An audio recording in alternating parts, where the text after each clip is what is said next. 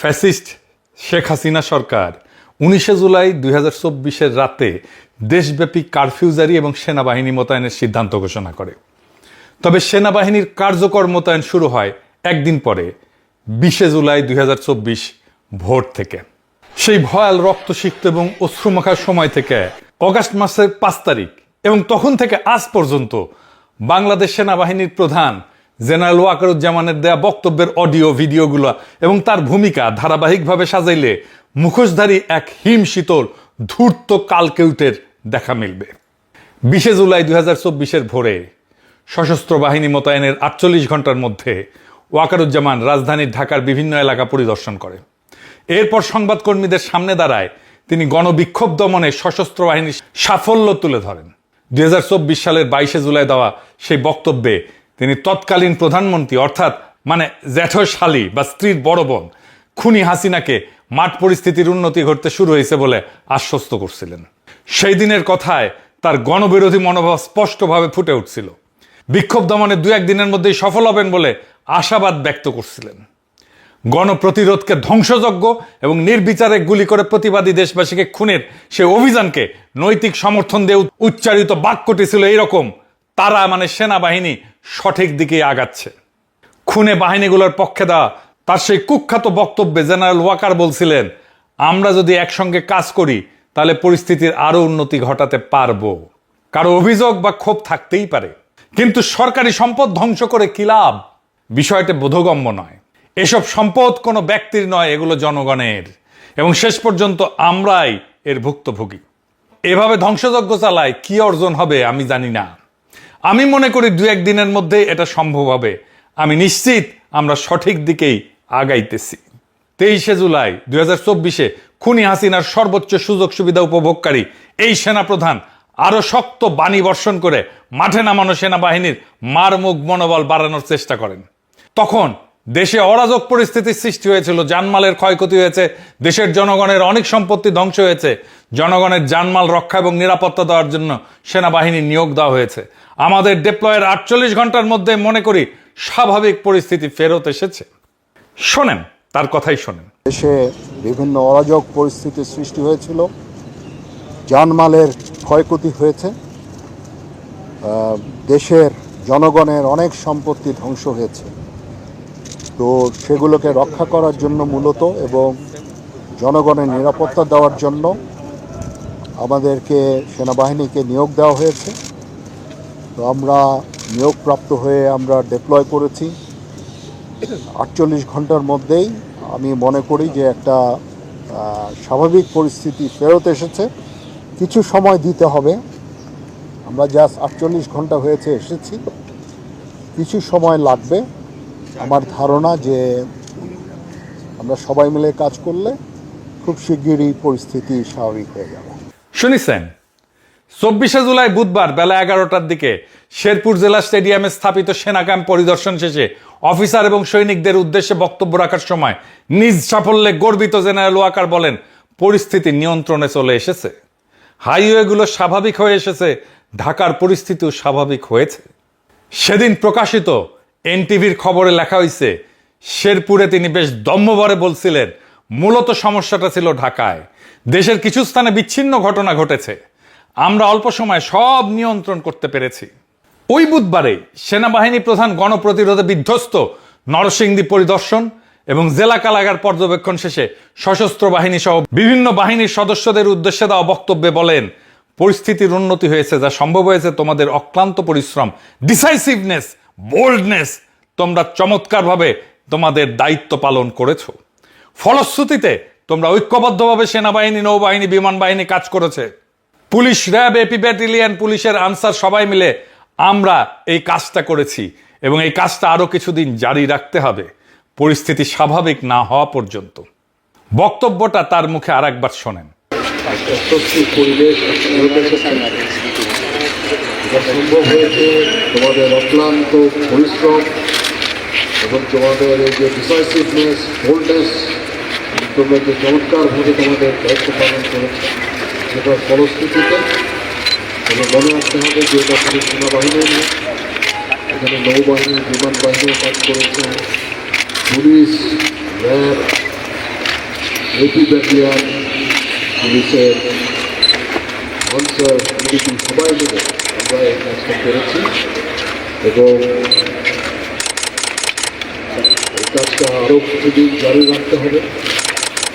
তাহলে আমার ধারণা যে আমরা সম্পূর্ণভাবে দেশের যে স্বাভাবিক পরিস্থিতি সেটা ফেরত আনতে পারবো। শুনেছেন, স্বদেশের জনগণের বিরুদ্ধে পরিচালিত সেই যুদ্ধ কিভাবে ক্রমবিকশিত হইতেছিল তা বোঝা দরকার। 20 জুলাই ভোরে সশস্ত্র বাহিনীকে মাঠে নামানোর পর থেকে শুরুতে কিছুদিন মূলত তাদের ছত্রছায়ায় police, BGB, arm police battalion, industrial police, Ansar, নানান আওয়ামী দলীয় সশস্ত্র গোষ্ঠী সহ বিভিন্ন বাহিনী সামরিক মানের অস্ত্র ব্যবহার করে বিক্ষুব্ধ জনতাকে হতাহত করতে থাকে। এতে দেশব্যাপী আন্দোলন বিস্তৃত হতে থাকে এবং পরিস্থিতি ক্রমশ উত্তপ্ত হয়ে ওঠে। বিভিন্ন বিভাগ, জেলা, উপজেলা শহরে বিক্ষোভ ছড়ায় পড়ে।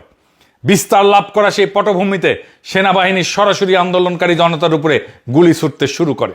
মিলিটারি এভিয়েশন এবং বিমান বাহিনীর হেলিকপ্টারও মানুষ মারার অভিযানে যুক্ত হয়। সেনাবাহিনী পুলিশকে গোয়েন্দা তথ্য দিতে শুরু করে কোথায় কোথায় বিক্ষোভকারীরা আছে। সেই জায়গায় পুলিশ যে অভিযান চালায়, গুলি চালায়। শীর্ষ জেনারেলরা গভীর সলা পরামর্শ করে নানান ধরনের সামরিক যানবাহন রাস্তায় নামায় জনগণের ভীতি সৃষ্টির অপচেষ্টা চালায়। জাতিসংঘ শান্তি রক্ষা মিশনে ব্যবহৃত রণসম্ভারও এখানে ব্যবহৃত হয়। ফলে সশস্ত্র বাহিনীর বিরুদ্ধে দেশব্যাপী জনগণের ক্ষোভ, সমালোচনা এবং নিন্দার ঝড় ওঠার পরিপ্রেক্ষিতে তা মোকাবেলায় 28 জুলাই আইএসপিআর একটা বিবৃতি প্রকাশ করতে বাধ্য হয়। সেখানে তারা দাবি করে কিছু স্বার্থান্বেষী মহল কর্তৃক বিভিন্ন বিদেশি গণমাধ্যম এবং সোশ্যাল মিডিয়া সমূহে বাংলাদেশ সেনাবাহিনীর বিরুদ্ধে মিথ্যা এবং বিভ্রান্তিমূলক অপপ্রচার চালানো হইতেছে।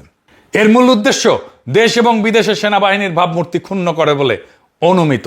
উল্লেখ্য, বাংলাদেশ সেনাবাহিনী দেশের সংবিধান সমুন্নত রেখে প্রচলিত আইনের আওতায় আইন শৃঙ্খলা নিয়ন্ত্রণ, দেশবাসীর জানমালের নিরাপত্তা এবং জনজীবনে স্বস্তি ফিরে আনতে অসামরিক প্রশাসনকে সহায়তার কার্যক্রম পরিচালনা করছে। আইএসপিআর এর বিবৃতি জনগণের নিরাপত্তা প্রদান এবং সংবিধান রক্ষার দোহাই দিয়া মূল দায়ভার এবং অনিয়মের অভিযোগগুলোকে স্বার্থান্বেষী মহলের অপপ্রচার হিসেবে চালায় দেওয়ার এই ধরনের ঢালাও চেষ্টা ফ্যাসিস্ট সরকারের মরিয়া হয়ে ওঠার চিহ্ন বহন করতেছিল। স্বাধীন এবং নিরপেক্ষ বিদেশি গণমাধ্যম এবং সামাজিক যোগাযোগ মাধ্যমে যখন ছবি এবং বিভিন্ন প্রমাণ দিয়ে সুনির্দিষ্ট অভিযোগ তুলতেছিল, তখন তদন্তের মুখোমুখি না হয়ে সেগুলোকে স্রেফ ভাবমূর্তি ক্ষুণ্ণের ষড়যন্ত্র বলে উড়ায় দেওয়ার একটা অপচেষ্টা তখন ক্ষমতাসীন খুনি চক্রের অসহায়ত্বকে উন্মোচিত করছিল। সংবিধানে সিভিল প্রশাসনের সহায়তার কথা বলা থাকলেও সে ক্ষমতার অপব্যবহার বা কোনো ধরনের অপকর্মকে গোপন রাখতে জাতীয় নিরাপত্তা এবং অপপ্রচারের দোহাই ব্যবহার করে সশস্ত্র বাহিনীর সে বিবৃতির মাধ্যমে তখন দেশের সাধারণ জনগণের বিরুদ্ধে যুদ্ধ ঘোষণা করে দেয় এই ওয়াকার। এমনই ছিল তখন দুর্ভাগা বাংলাদেশের রাষ্ট্রের শীর্ষ ফৌজি কর্মকর্তাদের দেশবিরোধী মনোভাব এবং আচরণ। 28 জুলাই প্রকাশিত এই বক্তব্যটি পাঠ করলে একটা বিষয় পরিষ্কার বোঝা যায়। অন্তত সেদিন পর্যন্ত সেনাপ্রধান ওয়াকার বিশ্বাস করতেন খুনি হাসিনার পক্ষ অবলম্বন করার অর্থই হইল দেশের সংবিধান সমুন্নত রাখা। বাংলাদেশ রাষ্ট্র এবং তার নাগরিকদের অধিকার বিরোধী ভূমিকায় অংশ নেওয়া উচ্চপদস্থ সরকারি কর্মকর্তা কর্মচারীদের মনে একবারও এই প্রশ্ন আসেনি যে 2014, 2018, 2024 সালে অনুষ্ঠিত সব কয়টা জাতীয় সংসদ এবং স্থানীয় সরকারের নির্বাচনই ছিল জালিয়াতিতে পূর্ণ এবং ব্যাপকভাবে প্রশ্নবিদ্ধ। ফ্যাসিস্ট শাসক গোষ্ঠী জবরদস্তি, মহাকারচুপি এবং শতভাগ জুলুম করে জনগণকে পরিপূর্ণভাবে তাদের মৌলিক নাগরিক অধিকার থেকে বঞ্চিত করে রাখছিল। আর এই প্রক্রিয়ায় সহযোগী হইয়া সংশ্লিষ্ট সব কয়টা বাহিনী মূলত রাষ্ট্রদ্রোহিতার মতো ভয়াবহ অপরাধে জড়ায় পড়ছিল। ইনশাল্লাহ একদিন না একদিন মহান অলিয়া উলিয়ার সেজদায় পুষ্ট এই জমিনে এমন সকল নিপীড়ন এবং নির্যাতনের বিচার হবে।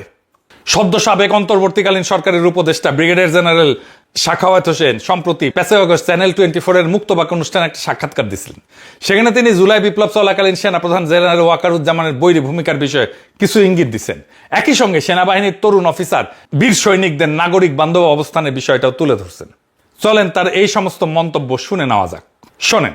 4 আগস্টে আমরা একটা ঝটিকা প্রেস কনফারেন্স করেছিলাম আমাদের রাওয়া ক্লাবে। ওখানে আমাদের বেশ কয়েকজন, বেশিরভাগই রিটায়ার্ড অফিসার ছিলেন। সেখানে আমাদের প্রাক্তন 2জন চিফ ছিলেন, একজন ছিলেন নুরুদ্দিন, ইকবাল করিম ভূঁইয়া। তো সেখানে আমরা কয়েকজন সেনাবাহিনীর প্রতি আহ্বান জানিয়েছিলাম যে, কারণ তার পরের দিন কিন্তু যেটা আমরা জানতে পেরেছিলাম যে সেনাবাহিনী উড গো ইন অ্যাকশন 5 তারিখে, এবং সেনাপ্রধানও কথাবার্তা বলেছেন, কিন্তু সেনাপ্রধান যেইভাবে তার কথা বলেছেন সেটা আমার কাছে মনে হলো যে he could not say what he wanted to say, এবং তার যে অফিসাররাও, জুনিয়র অফিসাররাও বলতে পারেনি হোয়াট দে ওয়ান্টেড টু। আমি বহুদিন থেকে যখনই আমি হাসপাতালে কোনো কারণে গিয়েছি, ওখানে গিয়েছি, আমি সাধারণ সৈনিকদের যে মনের ভিতরে যা ছিল তা জানতাম। তারা দেওয়ার ফ্লেভার গাস্টেড। আমাকে শুধু জিজ্ঞেস করতে যে স্যার আমরা জীবনে ভোট দিতে পারবো কি না, that was only question that. বলে স্যার ওই 2008-এ ভোট দিয়েছে, তারপর তার কোনো ভোট দিতে পারিনি। গ্রামে গঞ্জেও যেখানে যেতাম সেখানে এক কথা। এবং এই সৈনিকদের ভিতরে একটা বিশাল ফ্রাস্ট্রেশন দেখলাম যে যেইভাবে দেশ চলছে, আফটারঅল তারাও তো এই দেশেরই সন্তান, ওরাই আমাকে বলতে পারতো। তো তারপরে যখন এই জুলাই আন্দোলন শুরু হলো, যেহেতু আমি মহাখালীতে থাকি, বেরোতে আসতে বেরোতে দেখা হচ্ছে সোলজারদের সাথে, ওরা 2-4টা কথাতে আমি বুঝে যেতাম যে স্যার কি হচ্ছে, স্যার আমরা কি করব, what should we do. Even 30 তারিখ 29 তারিখে যখন মহাখালীতে কিছু কিলিং হচ্ছিল, তখন ফিউ সোলজার্স যার সাথে আমাদের ওই মহাখালীর মোড়ে দেখা, সেখানে আমাকে তো চেনে সবাই, সেখানেও ওই ওদের একই কথা, স্যার আমরা কী করবো, স্যার আমাদের তো হুকুম পালন করতে হবে। তো এইগুলো আমরা অবজার্ভ করেছি এবং দেখলাম। আমার কাছে যেটা মনে হয়েছিল, আমার কাছে না, আমরা যে কজন ছিলাম, যে সেনাবাহিনীকে যদি নামানো হয় এবং তাদেরকে কিছু কিছু জায়গায় করেছে, কিন্তু যদি ঢালাওভাবে আপনি আর্মিকে বলেন যে now you take over, police যা করেছে ইউ ডু ইট, আমি টোটালি মানে এক ধরনের স্যাঙ্গুইন ছিলাম যে আর্মিতে রিভোল্ট হয়ে যাবে, এবং সেনাবাহিনীতে যদি রিভোল্ট হতো তাহলে ইট উড হ্যাভ গন। শুনেছেন, বাস্তবে কিন্তু তাই ঘটছে। জুনিয়র অফিসার এবং দেশপ্রেমিক ধর্মপ্রাণ বীর সৈনিকদের শান্তিপূর্ণ বিদ্রোহের চাপে খুনি হাসিনা এবং ইন্ডিয়ার বাছাইকৃত তাদের পছন্দনীয় এবং অনুগত জেনারেলরা 36শে জুলাই পশ্চাৎপসরণ করতে বাধ্য হয়েছিল। তাছাড়া 5ই আগস্টের জুলাই বিপ্লব বা 2024-এর গণ অভ্যুত্থান প্রাথমিকভাবে সাফল্য অর্জন করতে আরও কিছুদিন বিলম্ব ঘটত এবং অনেক বেশি প্রাণ বিসর্জন দিতে হতো। কিন্তু দুর্ভাগ্যজনকভাবে জুলাই বিপ্লব চূড়ান্তভাবে এখনো সফল না হওয়ার প্রধান কারণ হচ্ছে ইন্ডিয়ার এজেন্ট এবং ফ্যাসিস্ট হাসিনার 5টা জেনারেলগুলা ওয়াকারুজ্জামানের নেতৃত্বে এখনো বহাল তবিয়তে সশস্ত্র বাহিনীকে পরিচালনা এবং নিয়ন্ত্রণ করতেছে, কমান্ড করতেছে। এই গ্রুপটাই খুনি হাসিনার পতনের পর মুহূর্ত থেকে নয়া রাজনৈতিক বন্দোবস্তে ফ্যাসিস্ট আওয়ামী লীগকে অন্তর্ভুক্ত করতে সচেষ্ট ছিল এবং এখনো তারা খুবই সক্রিয় এবং তৎপর আছে। আর পেছন থেকে এদেরকে সর্বাত্মক সহযোগিতা করতেছে ইন্ডিয়া সরকার, তাদের নিরাপত্তা গোয়েন্দা সংস্থাসমূহ এবং হিন্দুত্ববাদী ক্ষমতাসীন বিজেপি দল সহ সে দেশের প্রায় সব কয়টা পলিটিক্যাল পার্টি। এইবার আসেন ওয়াকারুজ্জামানের 2 ছায়াসঙ্গী 2 জেনারেলের অপকর্মের ফিরিস্তি আপনাদের শোনাই। Brigadier general Selim Azad 34 BMA এবং শামস মামুন 35 বিএমএ লং কোর্সের অফিসার। এই দুইজন একদম জুনিয়র অবস্থাতেই 2003 সাল থেকে জেনারেল ওয়াকারের স্নেহভাজন, বিশ্বস্ত এবং সুখের মণি। সিলেট সেনানিবাসের প্রশিক্ষণ এবং সেন্টারে কর্মরত অবস্থায় এই 3 জনের মধ্যে একটা বোঝাপড়া গড়ে ওঠে। অবাক হওয়ার বিষয় হইল 2007 থেকে 2012 এই সময় এই দুইজনেই সেলিম আজাদ এবং শামস মামুন 1/11 অবৈধ সামরিক হস্তক্ষেপ পরবর্তী সময় সেনা হেডকোয়ার্টারের সামরিক সচিবের শাখায় পদাতিক বাহিনীর অফিসারদের নথিপত্র সংরক্ষণ, আওয়ামী অফিসারদের পুরস্কৃত করা এবং আওয়ামী লীগ না এরকম অফিসারদের অপেক্ষাকৃত খারাপ পোস্টিং এর বিষয়টা নিশ্চিত করত। এই বিষয়টা আমরা পরে আসবো। এটার সাথে বিডিআর হত্যাকাণ্ডের সংশ্লিষ্টতা আছে, এরাও যুক্ত এটার সাথে। এই শাখায় তখন তারা সরাসরি তৎকালীন সামরিক সচিব মেজর জেনারেল রেজানুর রহমান খানের জুনিয়র সহকর্মী হিসেবে কাজ করত। রেজানুর রহমানকে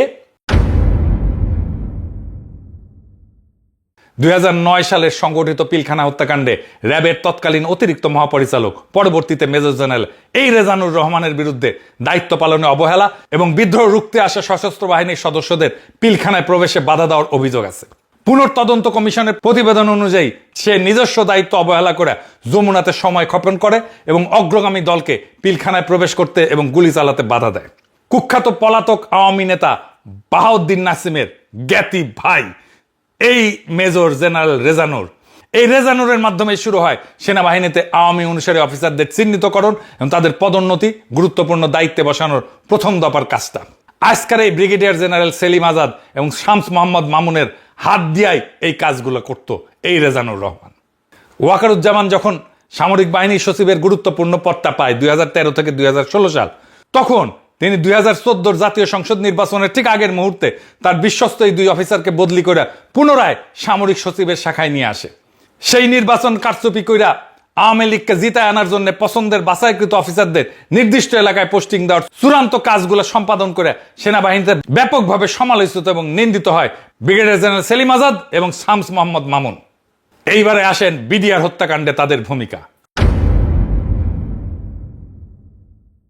বিডিআর হত্যাকাণ্ডের প্রাক্কালে কোন কোন অফিসারকে সীমান্ত রক্ষী বাহিনীতে বদলি করা হবে, তখন তার প্রাথমিক লিস্ট তৈরি করছিল আজকের এই ব্রিগেডিয়ার সেলিম আজাদ।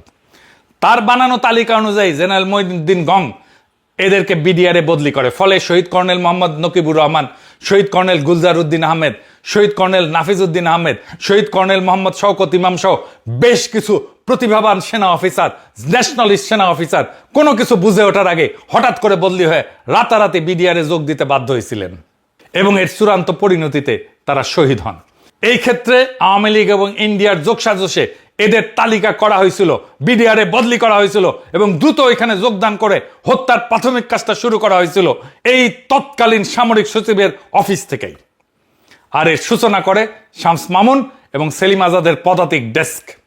এই অপকর্ম করার গাইডলাইন এরা পাইতো খুনি হাসিনার জ্ঞাতি ভাই বাহাউদ্দিন নাসিম এবং তার জ্ঞাতি ভাই জেনারেল রেজানুর খানের কাছ থেকে এবং পলাতক হাসিনার জ্ঞাতি বোনের স্বামী জেনারেল ওয়াকারের কাছ থেকে।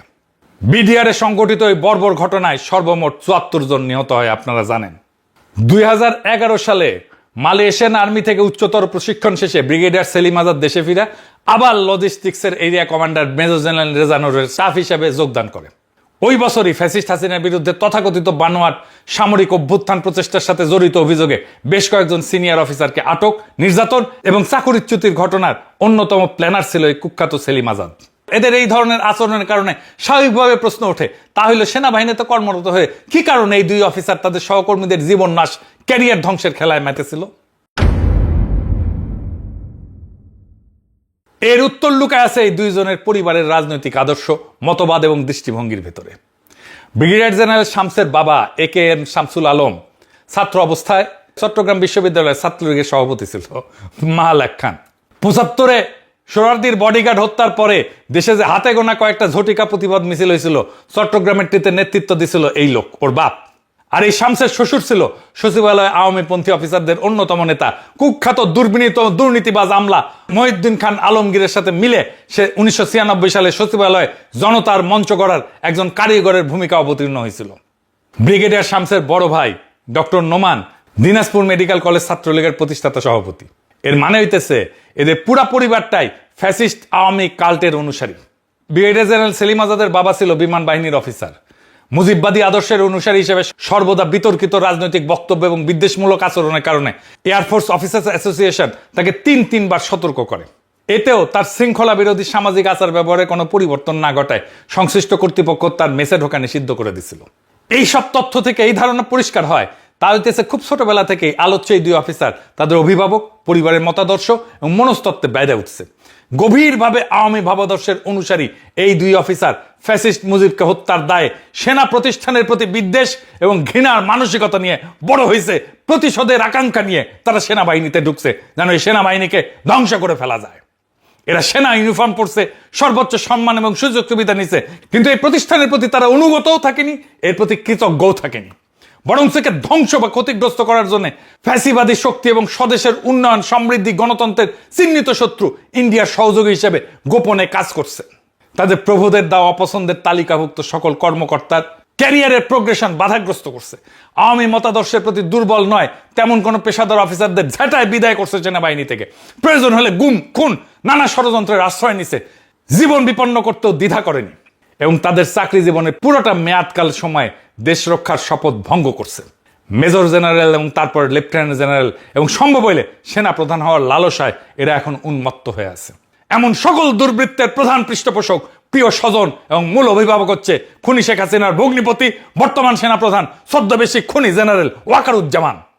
জুলাই বিপ্লবের সময় সেলিম আজাদ ব্রিগেডিয়ার পদে মিলিটারি গোয়েন্দা পরিদপ্তরের ডাইরেক্টর ডিএমআই হিসেবে গণ অভ্যুত্থান দমনে খুবই গুরুত্বপূর্ণ ভূমিকা অবতীর্ণ হয়েছিল। আর শামস মামুন ছিল আর্মি সিকিউরিটি ইউনিটের প্রধান। পুরা দেশের গোয়েন্দা তথ্য, গণ আন্দোলনের গতি প্রকৃতি, ছাত্রনেতা নেত্রীদের অবস্থান, তাদের গতিবিধি পর্যবেক্ষণ, কোথায় জমায়েত হইতেছে, কোথায় সংগঠিত হইতেছে ছাত্ররা, কোথায় বিক্ষোভকারীরা সংগঠিত হইতেছে, এই গোয়েন্দা তথ্য তারাই দিত পুলিশকে। বিভিন্ন বাহিনীর মধ্যে সমন্বয় এবং কোথায় কোথায় কোন সশস্ত্র বাহিনীর ইউনিট দিয়ে বিপ্লবাত্মক পরিস্থিতি দমন করা যায় সেনা সদরে বসে এর মাস্টার প্ল্যানার ছিল এই দুই আওয়ামী ব্রিগেডিয়ার। তাদের দেয়া তথ্য এবং উপাত্তের উপরে ভিত্তি করে হেলিকপ্টার, সশস্ত্র বাহিনীর আর্মার্ড ভেহিকেল এবং তাদের মেশিন গান এবং স্নাইপার রাইফেল থেকে গুলি চালানো হয়েছে। ফ্যাসিস্ট বাহিনীর মুখোমুখি দাঁড়ায় প্রাণ বিসর্জন দিয়া এবং শরীরে গুলির আঘাত সয়া হাজার হাজার ছাত্র, কর্মজীবী মানুষ এবং সাধারণ জনতা গণপ্রতিরোধ গড়ে তুলছিল। রাজধানীর ঢাকার যাত্রাবাড়ি, উত্তরা, মিরপুর, মোহাম্মদপুর, রামপুরা, বাড্ডা সহ নানা এলাকায় এই প্রতিরোধের পথ ধরেই 24-এর গণ অভ্যুত্থান বিপ্লবের স্তরে উন্নীত হয়েছিল। বিদ্রোহে উত্তাল এই গুরুত্বপূর্ণ এলাকাগুলো পুনরুদ্ধারের অপচেষ্টায় তখন বহু মানুষকে খুন এবং আহত করা হয়। একইভাবে ফেনী, চট্টগ্রাম সহ দেশ জুড়ে ক্রমাগত হত্যাকাণ্ড এবং বিক্ষোভকারীদের উপরে আহত করার ঘটনা ঘটতে থাকে। তখন সেনা হেডকোয়ার্টারে বৈশা army, police, BGB, answer, Awami নামধারী সশস্ত্র বাহিনীগুলোকে পরিচালনা করার ক্ষেত্রে শেষ মুহূর্ত পর্যন্ত সক্রিয় ছিল কুখ্যাত এই দুই ব্রিগেডিয়ার ডিএমআই সেলিম আজাদ এবং ডিএমও শামস মামুন। তারা নানা ধরনের গোয়েন্দা তথ্য, কূটকৌশল এবং দিক নির্দেশনা দেয়া এই সমস্ত অভিযানে ভূমিকা রাখছে। এমন অজস্র গুরুতর অভিযোগ এবং প্রমাণ থাকার পরেও এদের বিরুদ্ধে আজ কোনো শৃঙ্খলামূলক ব্যবস্থা গ্রহণ করা হয়নি। উপরন্ত তারাই এখন পরিচালনা করতেছে বাংলাদেশের সেনাবাহিনীকে। সেনাপ্রধান ওয়াকার, ব্রিগেডিয়ার সেলিম, শামস, অবসরপ্রাপ্ত জেনারেল রেজা আনোয়ারের বাছাই করা কর্মরত জেনারেলদের আওয়ামী ইন্ডিয়ান চক্রের প্রত্যক্ষ পরিচালনায় খুনি হাসিনা সরকারকে শেষ পর্যন্ত টিকায় রাখার প্রাণান্তকর চেষ্টা করা হয়েছিল। শেষ পর্যন্ত রক্ষা করতে না পেরা এরা ফ্যাসিস্ট হাসিনা সহ তাদের পুরো পরিবারকে নিরাপদে পালানোর ব্যবস্থা করে দিছিল। বিমান বাহিনীর বিমানে করে ইন্ডিয়ায় পৌঁছে দিয়ে আসা হয়েছে। এই সব কাজ সুচারুরূপে সম্পন্ন করছিল সশস্ত্র বাহিনীর এই দেশদ্রোহী গ্রুপটা।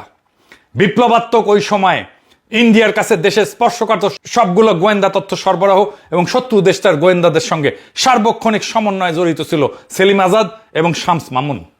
খুনি হাসিনার ইন্ডিয়ায় সেফ এক্সিটের দুইটা পৃথক এবং বিকল্প পরিকল্পনা এরাই তৈরি করছিল।